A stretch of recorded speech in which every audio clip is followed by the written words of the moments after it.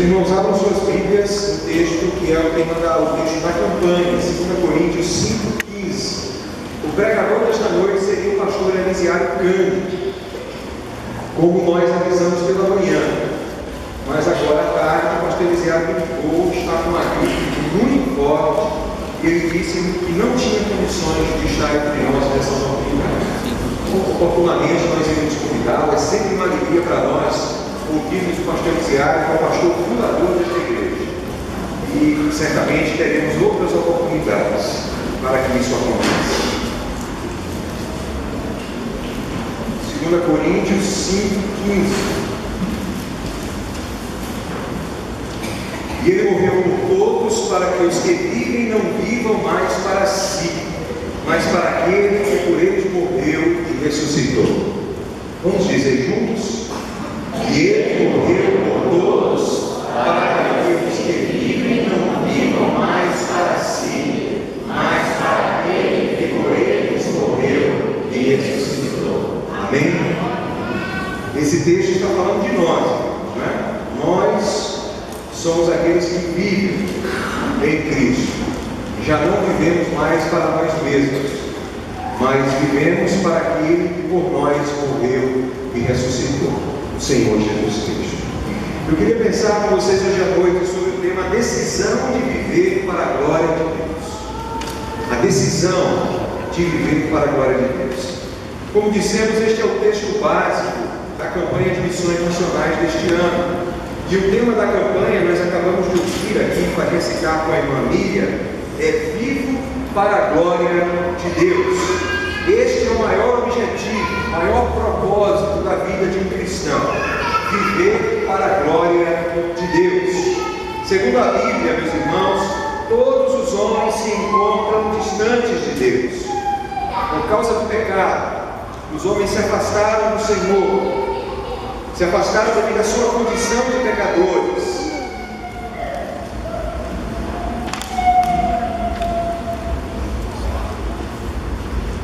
Se afastaram devido também às suas práticas pecaminosas. Os planos dos homens, da humanidade, se tornaram opostos aos planos de Deus. Os pensamentos dos homens se tornaram inferiores, como diz Isaías, aos pensamentos de Deus. E o propósito da vida de cada homem vem se tornando, desde então, o propósito de exaltar-se a si mesmo. A Bíblia nos diz que o Senhor Jesus Cristo veio para mudar esta realidade.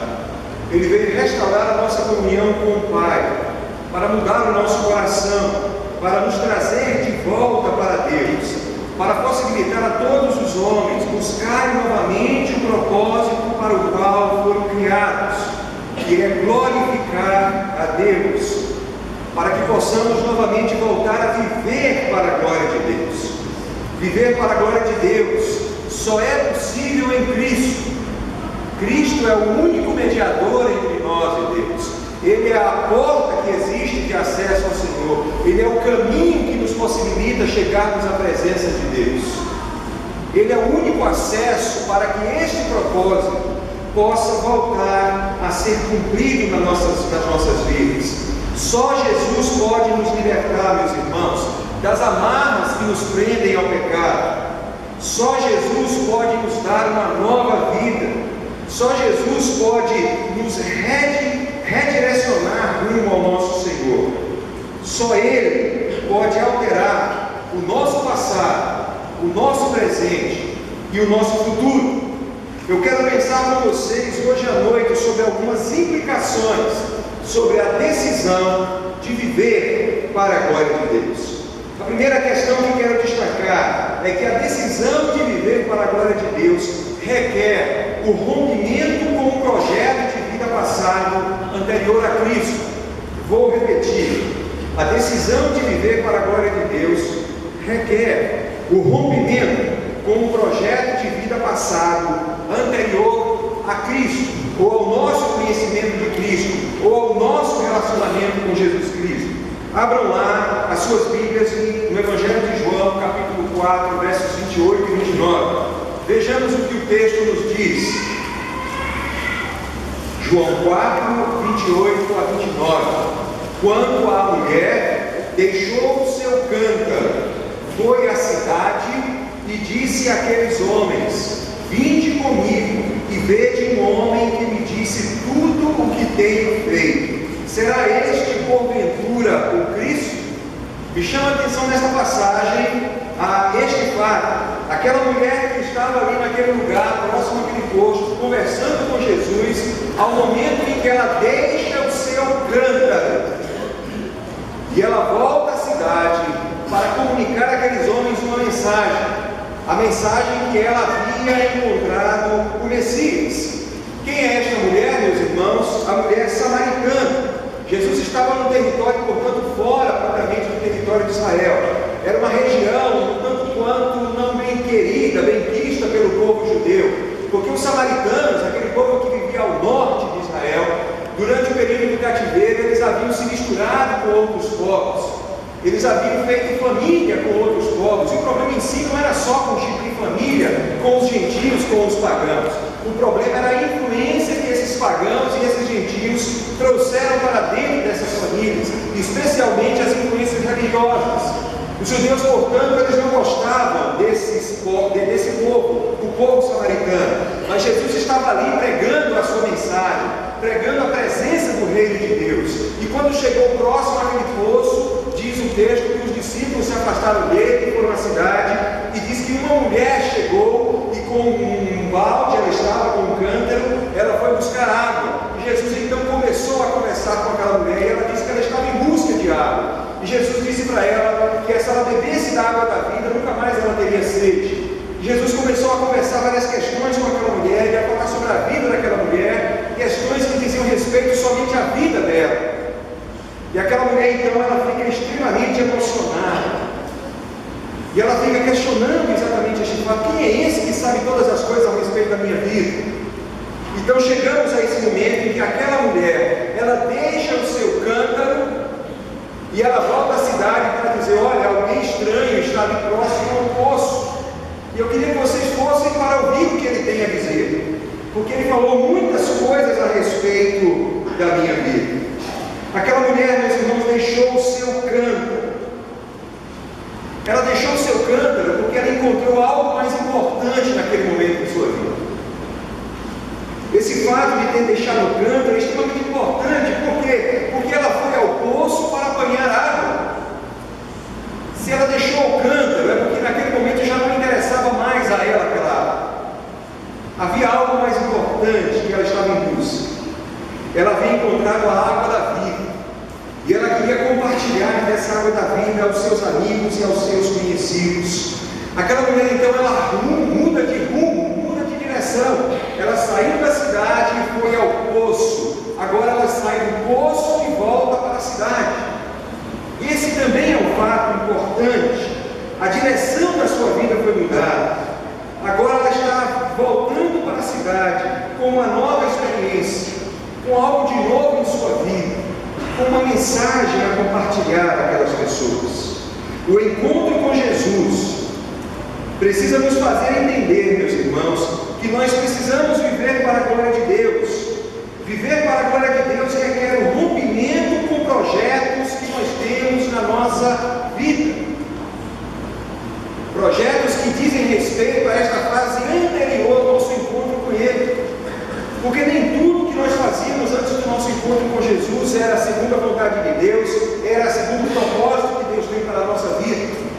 Certamente fazíamos muitas coisas que não agradavam a Deus, muitas coisas que não eram importantes, que não eram realmente necessárias naquele momento. Aquela mulher então, ela tem esta compreensão e esta concepção, e ela deixa o seu cântaro, assim como nós muitas vezes temos que deixar fatos da nossa vida passada, coisas ligadas à nossa vida passada, valores ligados à nossa vida passada, cosmovisões ligadas a esta fase anterior da nossa vida. Não há como se encontrar com Jesus, ter a vida transformada por Jesus e viver uma nova vida em Cristo, sem que necessariamente tenhamos que abandonar algumas coisas que fazem parte da nossa vida, especialmente fazem parte do nosso passado. precisam ficar para trás.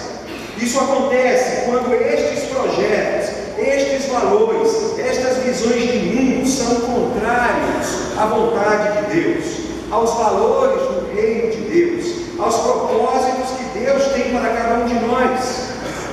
Meus irmãos, conhecemos pelo contexto a vida daquela mulher. Ela tinha uma vida dissoluta. Jesus disse para ela que ela já tinha tido 5 maridos, estava com um sexto que não era dela, o que quer dizer que ela estava tendo um relacionamento com um homem casado. Uma mulher que vivia fora dos padrões de Deus, fora dos padrões da moralidade do povo judeu. Uma mulher que tinha dificuldades de manter os seus relacionamentos conjugais. É bem verdade que poderiam ser outros problemas. Não é que esses problemas, esses pecados na esfera da sexualidade sejam piores, mais preocupantes do que outros. Poderia ser qualquer problema. A questão é, aquela mulher vivia fora dos planos e dos propósitos e da vontade de Deus. O estilo de vida desenvolvido por ela não agradava a Deus. E ela precisava mudar de vida. Ela precisava mudar a situação da sua vida. Ela precisou então deixar o seu cântaro e voltar à cidade para falar de Jesus. E certamente junto com aquele cântaro, muitas coisas aquela mulher deixou para trás na sua vida, para que ela pudesse chegar ali naquele lugar e falar de Jesus àqueles homens, como diz o verso 39. Diz o texto que muitos creram na mensagem que ela trouxe, no testemunho dela sobre Jesus. E no verso 41 que fala que, por causa do relato dela e suas experiências com Jesus, muitos criam que aquele homem realmente era o Messias. Algo aconteceu na vida daquela mulher samaritana para que a sua palavra se tornasse relevante, confiável, aceita pela sua comunidade, fizesse com que outros homens fossem seguindo o seu chamado à presença do Senhor Jesus Cristo. O que eu queria que você pensasse nessa noite é o que você precisa, o que precisa acontecer na sua vida para que você possa se decidir a viver para a glória de Deus. O que precisa ser deixado para trás na sua vida para que efetivamente você possa viver em novidade de vida. Porque viver para a glória de Deus é viver em novidade de vida. Deixar as coisas velhas para trás e experimentar as novidades que Jesus traz para a nossa vida. Não é isso que o apóstolo Paulo nos diz? Quem está em Cristo é nova criatura, as coisas velhas já passaram, mas que tudo se fez novo. É preciso que determinadas coisas, situações, pensamentos passem, ideias, visões de mundo, volto a dizer, valores, práticas e bens. O que precisa ser deixado para trás, porque é um empecilho para que a minha vida efetivamente glorifique a Deus. Eu preciso que você possa refletir sobre isso hoje à noite. Aquela mulher deixou um canto para trás, e com ele todo um sistema de vida. Todo um sistema de vida foi legado, foi deixado para trás naquele poço, porque ela se encontrou com Jesus e agora ela está disposta a viver para a glória de Deus. Que você tenha coragem também de fazer isso hoje à noite, romper com o seu passado, deixar aquilo que precisa ficar para trás no passado, se desvencilhar daquilo que lhe prende, para que você possa seguir em frente, seguindo a Jesus. A segunda questão que eu quero trazer para vocês hoje à noite é que a decisão de viver para a glória de Deus requer uma nova perspectiva de vida futura. A primeira questão que eu abordei diz respeito ao passado. Quando encontramos com Jesus e pensamos em viver para a glória de Deus, há um rompimento com o nosso passado, mas há uma perspectiva nova de vida em relação ao futuro. E é preciso que entendamos isso. Abram suas Bíblias em João capítulo 8, verso 11. Falaremos sobre outra mulher, também pecadora, como todos nós o somos, que no encontro com Jesus tem a sua vida radicalmente mudada. O seu passado foi mudado, mas as suas perspectivas de futuro também são alteradas por Jesus. E nós precisamos entender isso. Jesus altera o nosso passado, mas Ele altera também o nosso futuro. João 8,11: respondeu ela: ninguém, Senhor. Então lhe disse Jesus: nem tampouco eu lhe condeno, vá ou vai e não peques mais. Quem é esta mulher? É chamada na Bíblia de a mulher adúltera. Nós sabemos o nome dela, a mulher adúltera, uma mulher que foi apanhada em flagrante adultério e que foi levada à presença de Jesus pelos homens da lei.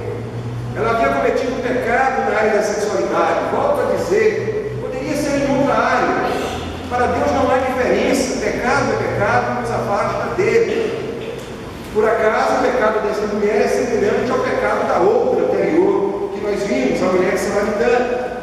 Os pecados são múltiplos e todos eles nos afastam de Deus, nos impedem de glorificá-lo. Pela lei, meus irmãos, aquela mulher deveria ser apedrejada, porque foi encontrada em adultério.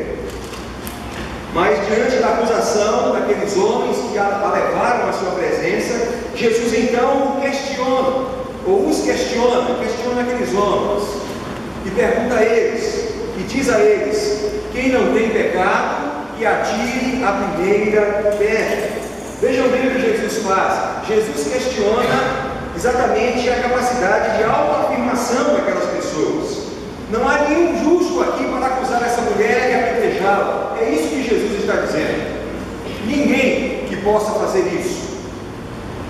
E aqueles homens então caíram em si, reconhecendo que são também pecadores, eles abandonam suas pedras, saem e fica Jesus e aquela mulher. E Jesus olha para aquela mulher, eu acredito que de cima para baixo, porque ela foi lançada ao chão, e pergunta: alguém continua lhe condenando? Ainda alguém lhe condena? E ela diz: não, Senhor, ninguém me condena.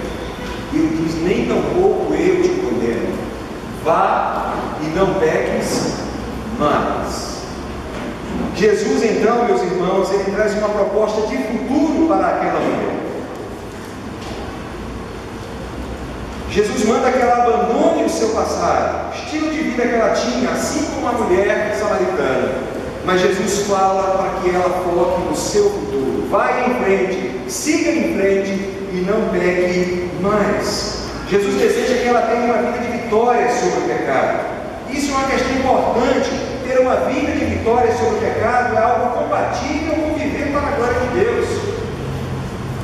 Ter uma vida buscando não pecar, tentando fazer a vontade de Deus, se sujeitando, obedecendo os mandamentos do Senhor, ao mesmo tempo observando as orientações do Espírito de Deus na nossa vida.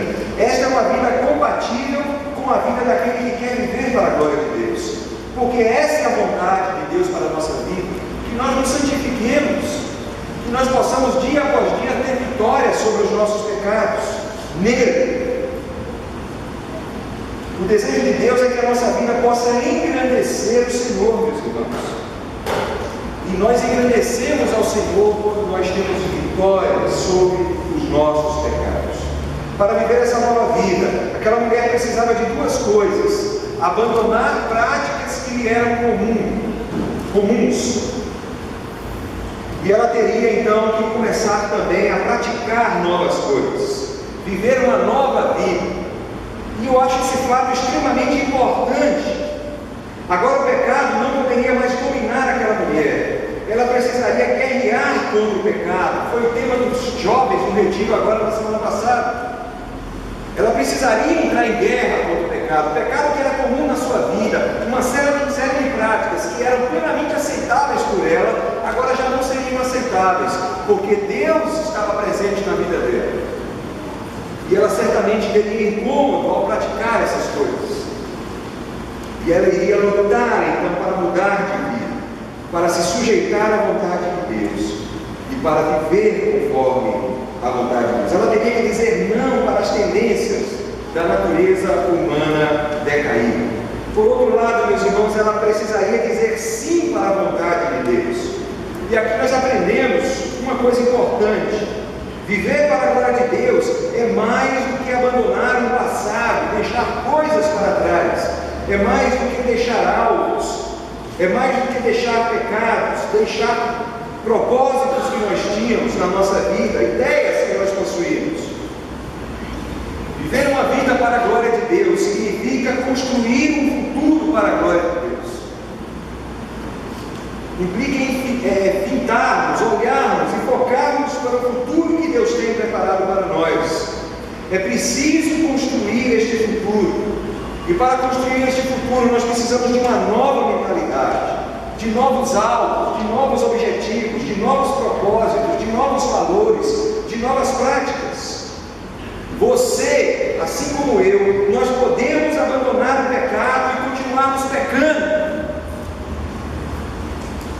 Como assim você está pensando? Se eu estou abandonando o pecado, como é que eu vou continuar a pecar? É porque existem pecados de transgressão e pecados de omissão, meus irmãos.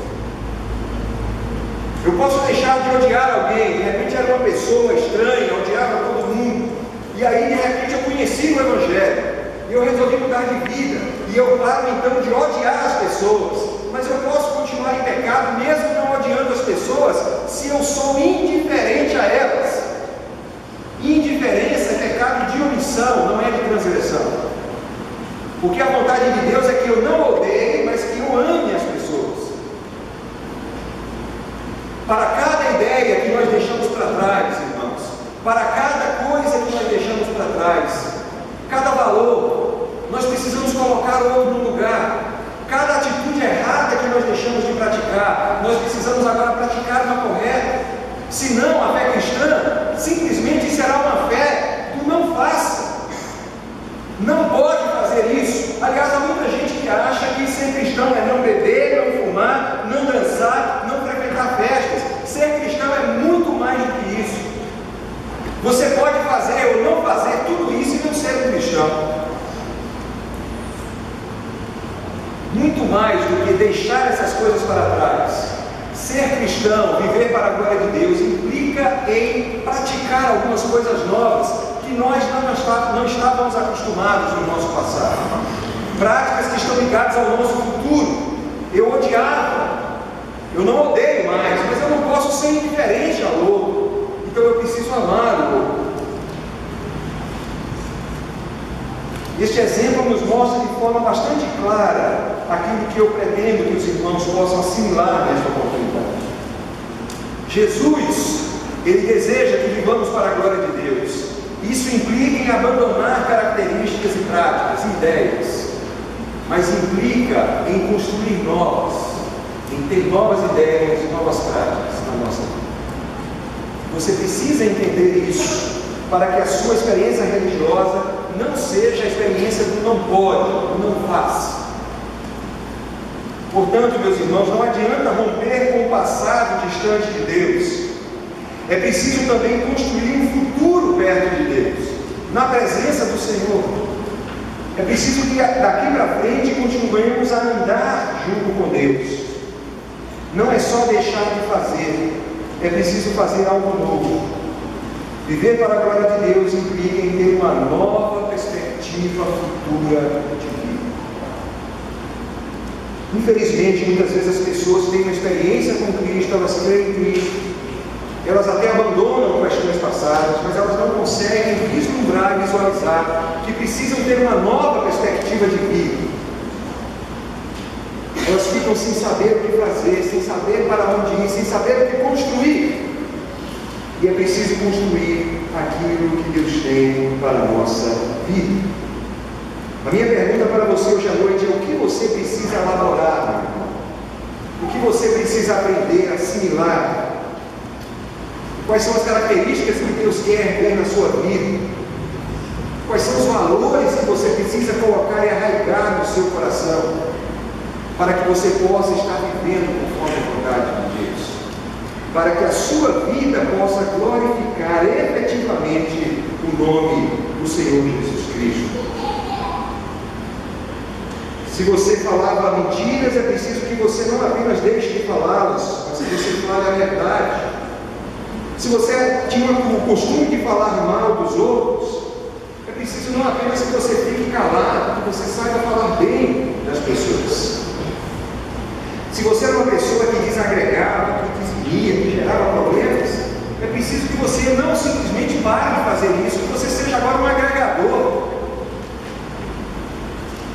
Se você era infiel, desonesto, desleal, é preciso que você agora seja alguém fiel, honesto e leal. Não adianta só deixar de ser complicado. É preciso que você seja uma pessoa resolvida. Que as pessoas possam ver isso na sua vida. Eu sou um cristão, eu vivo como um cristão, eu sou uma pessoa resolvida em relação a isso. E as pessoas olham para mim e conseguem perceber isso, porque eu abandonei os pecados, estou tentando lutar contra eles, mas eu aprendi a desenvolver uma série de atitudes positivas que são concernentes ao Evangelho que nos foi deixado pelo Senhor Jesus Cristo. Em terceiro lugar, a terceira questão que eu quero pensar com vocês é que a decisão de viver para a glória de Deus requer muitas vezes uma atitude de restituição. Esse é onde eu vou chegar. A decisão de viver para a glória de Deus pode requerer que você, além de deixar coisas do passado, de construir coisas para o futuro, que você tenha que restituir a pessoas o que você defraudou delas. Eu vou explicar melhor depois de lermos o texto. Leiam lá Lucas 19:8. Zaqueu era uma pessoa antes do encontro com Jesus. Ele se tornou uma pessoa depois do encontro com Jesus. E uma das primeiras coisas que ele percebeu é que ele precisava restituir a algumas pessoas aquilo que ele havia roubado delas. Ele havia defraudado, roubado, usurpado, sido desonesto com aquelas pessoas. E então ele reconhece a necessidade de restituir. E aí Jesus diz uma frase tremenda, meus irmãos. Jesus diz assim: hoje entrou a salvação nesta casa. Por quê? Porque aquele homem deu evidências claras de mudança de comportamento. Ele meteu a mão no bolso e pegou o dinheiro para devolver para as pessoas as quais ele havia roubado. Eu creio que todos nós conhecemos essa história. Vejam lá o que diz Lucas 19:8. Entremente, Zaqueu se levantou e disse ao Senhor: Senhor, resolvo dar aos pobres a metade dos meus bens, e se em alguma coisa tenho defraudado alguém, restituo não apenas o tanto, mas o tanto que ele roubou, restituo 4 vezes mais. 4 vezes mais. Todos nós conhecemos essa história. Zaqueu era um cobrador de impostos. E cobradores de impostos naquele contexto eram homens mal vistos, corruptos, desonestos, ladrões, a serviço de pessoas que também eram assim. Provavelmente Zaqueu, pelo texto, nos dá a entender que ele roubou muitas pessoas ao longo da sua vida. Um dia ele viu Jesus na rua. E Jesus disse para ele: Zaqueu, eu quero ir para a tua casa, para a sua casa. E assim aconteceu. Jesus foi para a casa de Zaqueu. Zaqueu teve este privilégio de receber Jesus na sua casa. E irmãos, algo tremendo acontece quando Jesus entra na nossa casa. É que milagres acontecem nas nossas vidas. E milagres aconteceram naquele dia na vida de Zaqueu e da sua família. Aquele homem apegado ao dinheiro, ele se desapega. Aquele homem corrupto se torna um homem honesto. Aquele homem que havia roubado, ele sente o desejo de restituir o que ele havia tomado dos outros. Zaqueu ficou tão abalado com a presença de Jesus, meus irmãos, tão abalado com a mensagem que Jesus trouxe, que ele resolve então restituir as pessoas o que ele havia roubado. Provavelmente ele havia defraudado muitas pessoas, prejudicado, espoliado, roubado, é a tradução da expressão. Agora ele se sentia tocado pela palavra de Jesus, e ele queria não somente abandonar uma prática, a prática do roubo, da desonestidade. Ele queria não somente desenvolver uma nova prática, de ser um homem honesto e honrado. Não foi somente isso, essas duas coisas que aconteceram. Ele quer restituir as pessoas que ele enganou e que ele roubou. Essa é a terceira lição que eu gostaria que nós tirássemos para as nossas vidas hoje à noite. Se nós realmente queremos viver para a glória de Deus, nós vamos ter que sondar o nosso coração, fazer um levantamento da nossa vida, para tentarmos encontrar pessoas do nosso passado que nós defraudamos. Nós vamos ter que procurar essas pessoas e consertar os erros com elas, confessar os nossos pecados, reconhecer que fizemos algo de mal, devolver aquilo que roubamos dessa pessoa. Meus irmãos, se a restituição implicar na questão dos bens materiais, os bens materiais precisam ser desenvolvidos, ou melhor, devolvidos. Se a restituição tem a ver com relacionamentos, isso implica em que nós vamos ter que perdoar, ou pedir perdão, ou vamos ter que honrar pessoas que nós de alguma forma desonramos ao longo da nossa vida. Quantos filhos desonraram seus pais? E nunca pediram perdão, nunca restituíram o mal que fizeram aos seus pais. Maridos fizeram com as esposas, esposas com maridos, amigos com os outros. Nós fizemos com pastores nossos,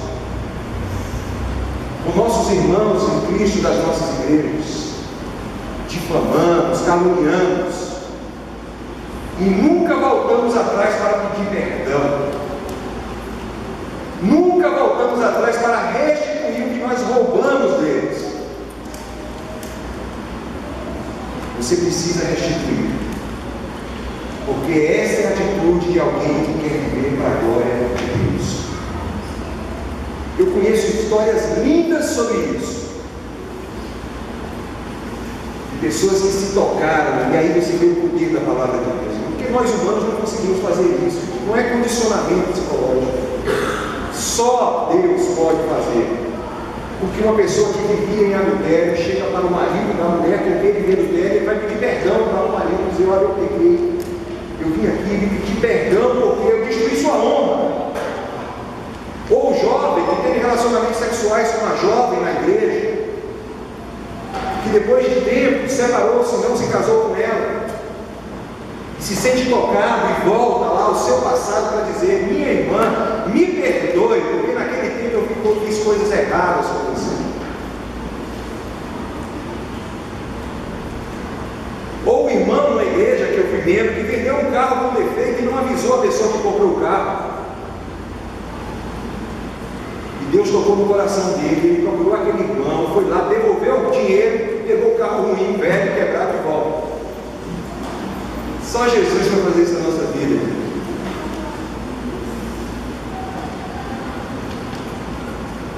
Se você quer viver para a glória de Deus, é preciso que você tenha a coragem de restituir alguém que você fez mal. A honra, o bem, seja lá o que for, que você tirou e roubou daquela pessoa. Seja na esfera da materialidade, da moralidade, dos relacionamentos, você precisa restituir. Eu queria que você parasse por alguns momentos e pensasse nisso agora. Meu Deus, será que eu já defraudei alguém alguma vez na minha vida? Já roubei algo de alguém? Se eu fiz isso, eu preciso restituir. Se eu fizer isso, a glória de Deus será vista através da minha vida. Assim como foi vista na vida de Zaqueu, um homem corrupto, ladrão, que resolveu restituir as pessoas que havia roubado. E Jesus disse: a salvação entrou nessa casa, Deus está presente aqui neste lugar. Porque só Deus pode efetivamente fazer isso com as nossas vidas. Concluindo a nossa reflexão desta noite, a decisão de viver para a glória de Deus não pode ser somente baseada em emoções. Não pode. Precisa de ser um ato pensado. E precisa ser um ato pensado, racional, porque as implicações são muito sérias. São muito sérias, são pesadas. Você terá que ver o seu passado e romper com práticas que foram comuns no seu passado, fazendo como aquela mulher que deixou o canto e foi viver uma nova vida. Você terá que fazer isso na sua vida. Essas decisões terão a ver também com o seu futuro. Você terá que desenvolver novas práticas. Não adianta só deixar de praticar, só deixar de ser. Você tem que ser algo novo. Você tem que praticar, pensar coisas novas. Aquilo que o Evangelho nos apresenta. Mas pode ser, irmão e irmã, que você precise fazer como Zaqueu. Você tem que ir a alguém e pedir perdão. Você tem que ir a alguém e devolver algo que não é seu. Você tem que restituir aquilo que você usurpou de alguma pessoa. Se você, meu irmão, mesmo sabendo de todas essas implicações, você deseja viver para a glória de Deus, eu queria convidar você esta noite corajosamente a ficar em pé no lugar onde você está e dizer: eu quero viver para uma nova vida para a glória de Deus. Eu sei que isso implica em abandonar coisas. Eu sei que isso implica em viver novas coisas. E eu sei que isso implica em talvez eu tenha que restituir alguma coisa a alguém. Mas eu estou disposto a fazer isso. Em nome de Jesus, se você deseja viver uma vida para a glória de Deus, fique em pé no seu lugar. Enquanto nós cantamos o hino de número 473, permaneça em pé. Ao final deste momento nós vamos orar e pedir a Deus que nos ajude a rompermos com o nosso passado, a desenvolvermos um futuro para a glória de Deus e a restituirmos, se preciso for, a alguém algo de errado que nós tenhamos feito àquela pessoa. Cantemos.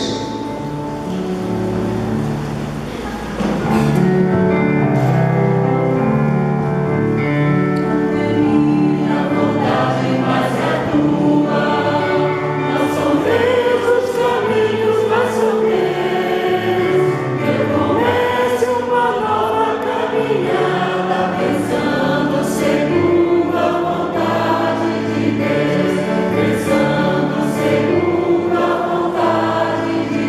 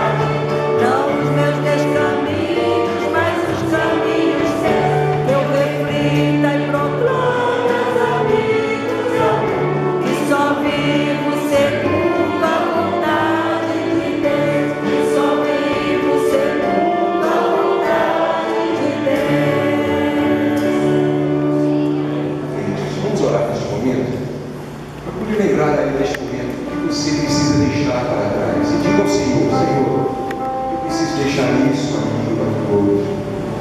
São práticas que eu sei que não dizem respeito ao Evangelho, que eu as pratico, mas eu quero abandoná-las, como aquela mulher abandonou aquele cântaro para trás, como encontrou Jesus. Quero deixar essas coisas para trás. Eu queria que você pensasse em práticas, em valores que você precisa desenvolver na sua vida, que você não tem desenvolvido. Coisas que você precisa aprender do Senhor. Diga ao Senhor: Senhor, eu quero aprender isso, eu quero aprender aquilo, aquilo outro. Eu quero ser diferente. E se você tem a plena consciência, meu irmão, de que você precisa restituir algo a alguém, então eu sei que é muito difícil fazer isso, mas em nome de Jesus faça, para que a sua consciência possa ficar tranquila, para que você possa realmente ter paz com Deus. Procure, acerte os ponteiros, se humilhe se for preciso, mas conserte a sua vida diante de Deus. Pai, estamos aqui diante do Senhor, Deus, nos sentindo pequeninos diante da Tua palavra, imperfeitos, falhos, nos sentindo provavelmente como Zaqueu, como aquela mulher samaritana, como aquela mulher adúltera se sentiram naqueles momentos na presença de Jesus. Mas como aqueles encontros foram transformadores, que este nosso encontro com o Senhor hoje à noite seja profundamente transformador das nossas vidas. Que o Senhor nos ajude a abandonar o que precisa ser abandonado, Senhor. E que nós temos tanto apego. Em nome de Jesus, ajuda-nos a deixar os cântaros para trás. Ajuda-nos, Senhor Deus, a aprender coisas novas, a viver em novidade de vida, e ajuda-nos a restituir as pessoas às quais fizemos mal. Que o Senhor nos dê a condição de fazermos isso, porque talvez algumas não morem em Palmas mais, ou morem em outro lugar onde nós já moramos. Que o Senhor nos ajude a fazer contato com essas pessoas, para que possamos dizer a ela: meu irmão, meu amigo, me perdoe, porque um dia eu pequei com você. Eu preciso, ó Deus, nos ajuda a restituir-nos financeiramente. Se nós tivermos algum proveito financeiro em algum momento, despede-nos, Senhor, debaixo da tua paz e da tua graça. Dá-nos uma noite abençoada e em paz, uma semana de vitórias em meio às lutas que certamente teremos. Que é a nossa oração em nome de Jesus. Amém. Os irmãos podem se